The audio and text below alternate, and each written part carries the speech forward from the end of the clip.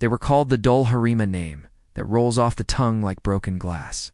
It meant those who spit death. No map bears their mark, no ruin bears their bones. But once, when the forests of Carcinia still bled mist and wolves prayed to moonlight, they ruled the valleys with a kind of silent horror. And fire, a sharpened shard of obsidian with such force it could pierce boiled leather and split a man's neck from the inside, not by blade, not by fire, but by the arrow one fired not from hand, but from the flesh of their mouths. It sounds impossible. It's an exaggeration told by madmen and monks with too much ink and too few gods. But listen long enough to the wind that twists through the ruins of Drevlith, and it will whisper a name. Egroth Vol. He was the first, they say, the first to open his jaw wider than bone should allow, to carve a groove into his own tongue. His story does not begin with war. It begins, as most damnations do, with famine.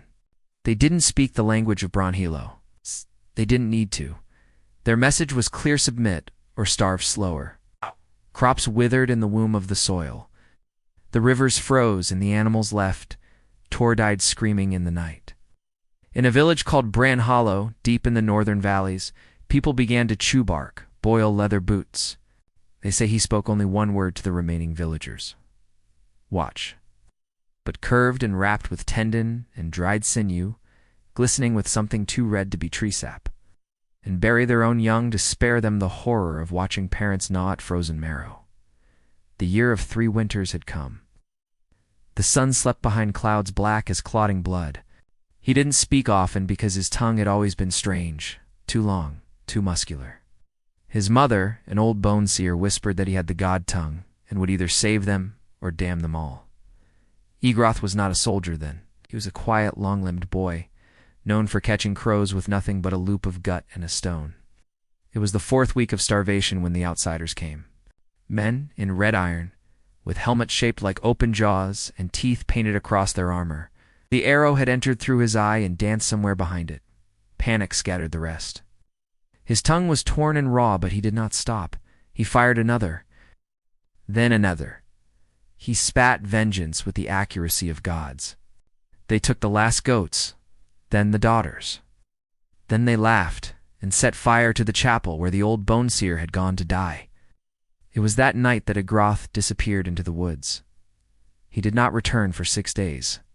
When he came back, he carried something wrapped in oiled cloth and the hunger of a wolf behind his pale eyes. He took a sapling and bent it to breaking. He carved a bow no longer than a child's arm. Then he placed a small, jagged arrow in his mouth. They called themselves the Dol Harim, and they all cut their tongues. And he spit. The arrow flew 30 paces and embedded itself into the skull of a deer that no one had seen before. It collapsed without a sound. That night, they ate meat. The next night, the men in red came again. This time, Egroth did not hide. He stood atop the chapel's blackened bones and waited. When the first soldier laughed and reached for him, Egroth opened his mouth, and the arrow came. The soldier fell without a cry. Egroth stood silent as the village watched. He bled from the lips. By morning, all 12 soldiers lay in the frost, mouths still open in horror. No one had touched them.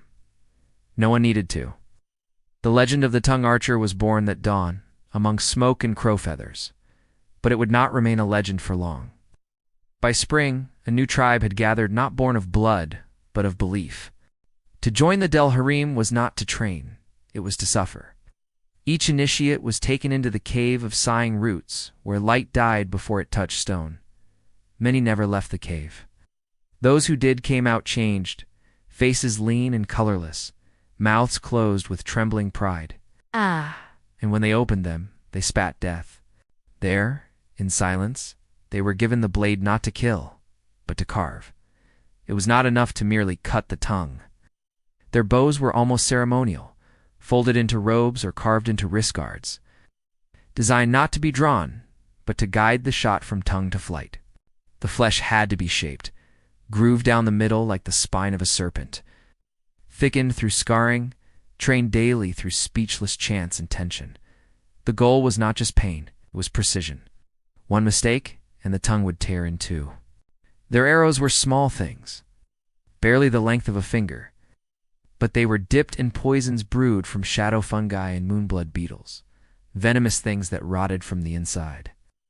To the outside world, they were myths. To the kings of the lowlands, they were nightmares. But to themselves, they were something else, or a priesthood. It was said to have been hung in the time before the plague wars, cast from blacker mind beneath the ghost teeth mountains. When it rang, the earth below it trembled in. Tremble it did. A covenant born from the hunger of a Grothvol, who now wore a veil over his mouth and spoke only through his eyes. His tongue, it was whispered, had grown so strong it could fire a sharpened bone through an iron helm. But he no longer used it on men.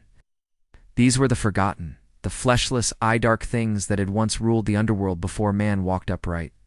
Fires refused to burn. Steels shattered when struck against the black flesh of the Karuan.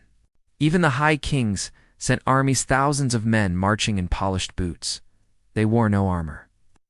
Their bodies were smooth, wet as stone left in the river too long. They hunted with a mind not born of hunger, but memory. But at a time, his followers slipped through woods, over snow, under root, and when they saw a Karun, they opened their mouths. Children dreamed of hands pulling them through floors. Then its chest peeled open from the inside, and it fell like wet cloth. He saved it for monsters.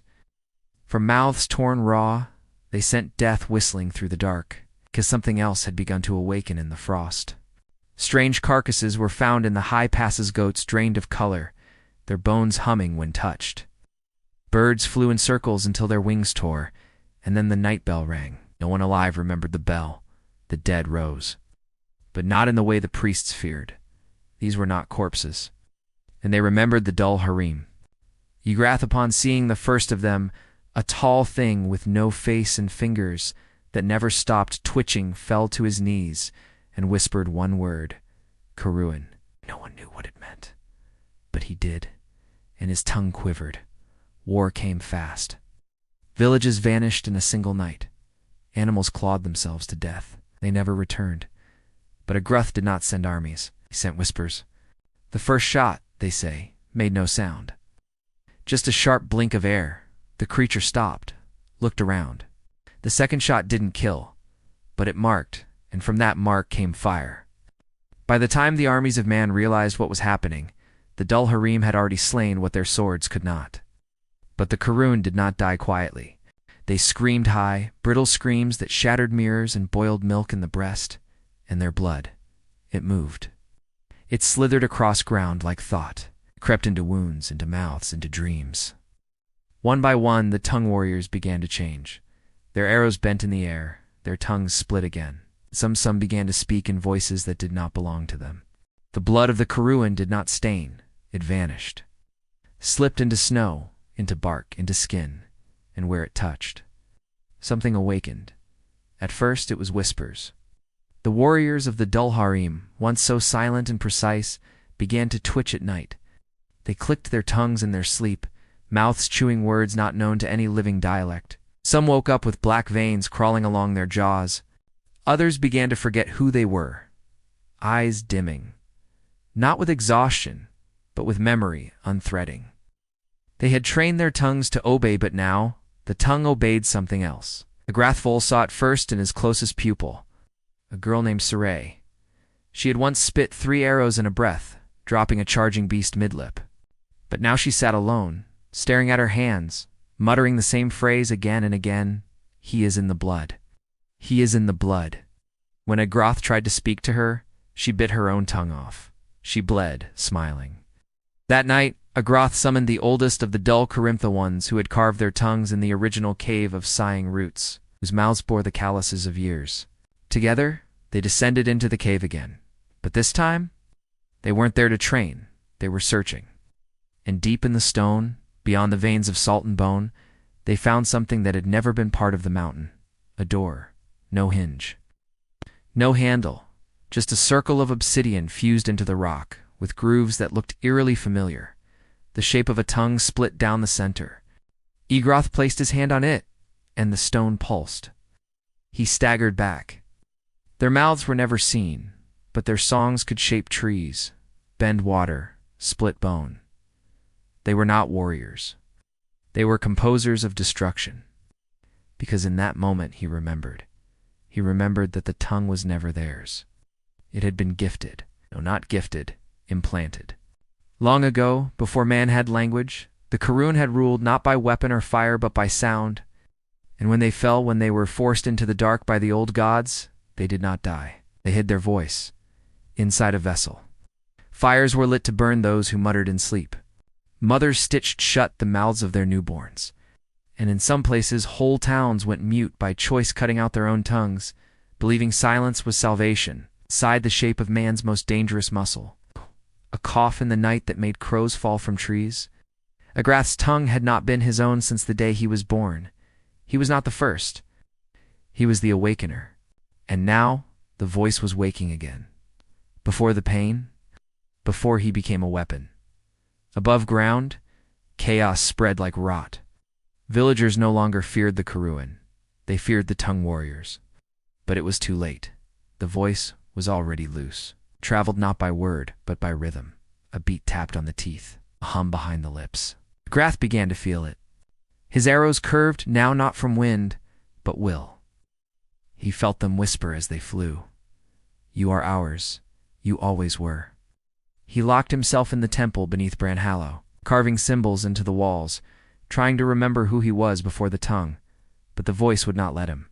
It began to sing, and he began to answer. The voice had no shape, but it wore many faces, spoke not in words, but in vibrations that danced beneath the skin. By the final winter, half the dull harem had vanished into the fog, following melodies only they could hear. They did not scream. They simply walked, tongues quivering like snakes tasting death. Even the wolves, once proud hunters, lay their own throats upon stones. The sky turned the color of split flesh, and death came. Villages became graves. Forests grew silent. Igrathvol had not spoken in 40 days, not since the door had pulsed. He could feel the note building, like a scream behind silence. Not since he had realized he had been nothing more than a sheath for a weapon crafted long before mankind dreamed of fire. In the deepest hall of the mountain temple, he stood before the stone door again, this time alone. The others were gone, some mad, some dead, a few unforgivably converted. His tongue pulsed with pressure, aching with something more than blood. He remembered his mother's voice, rasping behind bone charms and smoke. The tongue is a ladder. You climb it into heaven, or fall through it into something older. Igrath was falling. A voice was climbing up. He knew what must be done. The walls cracked, not from siege, but from song. The arrows he once spat now lay beside him, inert. His tongue, the very source of his legend, flicked against his teeth with tremors of rebellion. A deep, endless chant that no mouth could produce. No single one, at least. Above him, the last human city, Velmarith, had begun to fall. 1,000 warriors, 1,000 mouths, one choir. Because now, the Karun no longer needed form. They spoke through every corrupted tongue across the land. The mouth of God had returned, and its note was death, for battle. A lullaby sung to him when he was a boy, by a woman with broken fingers and a voice full of soot and sadness, as if sucked into a throat far deeper than rock should hold. It was a song with no words, just sound, just human. Agrath had one choice left. He knelt before the obsidian seal, his breath shallow. Then, slowly, he opened his mouth, but not to shoot. He began to hum, not the note of the Karun. A countersong. One he had learned before hunger. The mountain trembled, the stone bled, open but inward. From the void came a shriek, not rage, and then gently they fell, as if asleep, not pain, confusion. The Karun had never known resistance from within the voice. But Agrath was not resisting. He was silencing. One note, one tongue, one human. The few who remembered the arrow-born warriors swore it was all myth, a tale to scare children, nothing more. He pressed the last arrow, the first he ever carved it deep into his own throat, and he fired, not outward, inward. The arrow tore through the back of his neck. His body convulsed. His mouth opened wider than should be possible, and then impossibly. There was silence. No wind, no tremor, no song. Across the land, the corrupted stopped mid-step. Their mouths closed. Their eyes, if they had them, turned upward. The war was over.